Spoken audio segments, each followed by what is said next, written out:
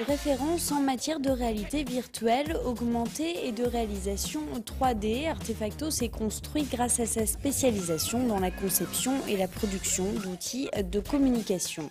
Convaincue dès ses débuts du potentiel de cette technologie, elle l'a depuis étendue à de nombreux domaines.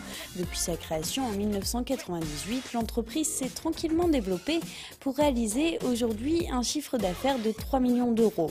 Artefacto Rennes de cœur a déménagé à Béton à la recherche de plus d'espace.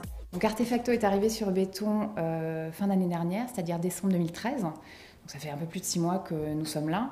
Mais l'idée, c'était de prendre le temps de s'installer avant d'inaugurer un bâtiment comme celui-là. Et ce qui était surtout extrêmement important pour nous, c'est finalement d'avoir un bâtiment qui nous ressemble.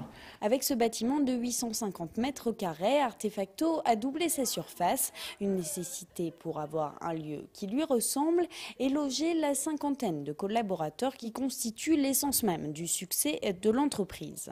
Le bâtiment tel qu'il a été conçu, on s'aperçoit que les collaborateurs d'Artefacto se sentent bien dans ce bâtiment-là, donc ça fait plaisir de voir.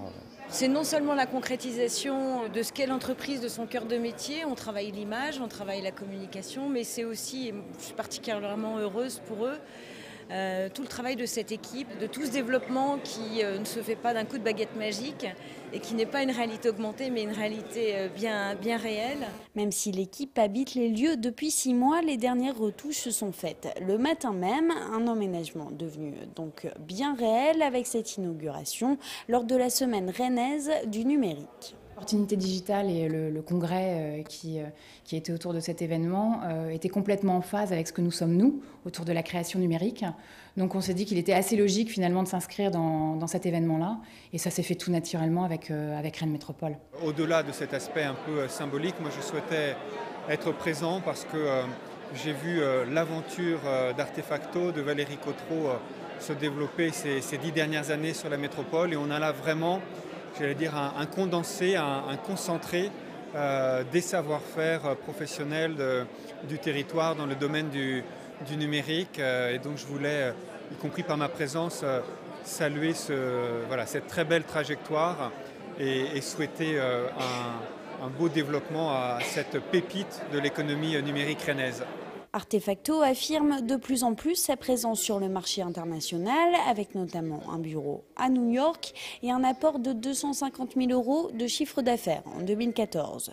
Son inauguration lors d'opportunités digitales n'est pas un heureux hasard, mais plutôt une aubaine. Cette rencontre avec les délégations francophones étrangères représente un marché nouveau et intéressant pour la société. Une délégation en tout point heureuse de cette découverte. C'était intéressant, c'est chouette de voir des sociétés qui font des projets créatifs et aboutis. Tout à fait fascinant. Technologiquement, c'est vraiment impressionnant.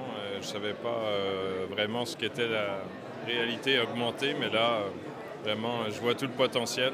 On a trouvé notre visite très intéressante. Entre autres, on a vu une app 100% web qui était faite pour l'interaction avec la projection sur l'architecture. Il y en a un peu au Québec, mais c'est quand même assez marginal encore. On dirait que le marché n'est pas tout à fait prêt, mais c'est pas aussi incarné que ce qu'on a vu aujourd'hui. L'avantage, je pense, ici d'Artefacto, c'est d'avoir pris la réalité augmentée comme niche et ne pas s'être évadé dans toute une série de thématiques autour de la 3D. Et le fait qu'ils se soient, je pense, concentrés sur un point phare de leurs compétences fait qu'on sent qu'il y a une expérience assez forte et donc la confiance est plus grande pour avoir envie de travailler et de collaborer avec eux. Un marché donc nouveau et empli de perspectives pour cette entreprise Made in BZH qui ne demande qu'à s'exporter encore davantage. On essaye de se donner les moyens d'un développement serein. Donc on a de la place, on a encore un droit à construire, mais bon, pas tout de suite, on voudrait prendre un peu le temps. Mais voilà, ça fait déjà une belle équipe, quoi.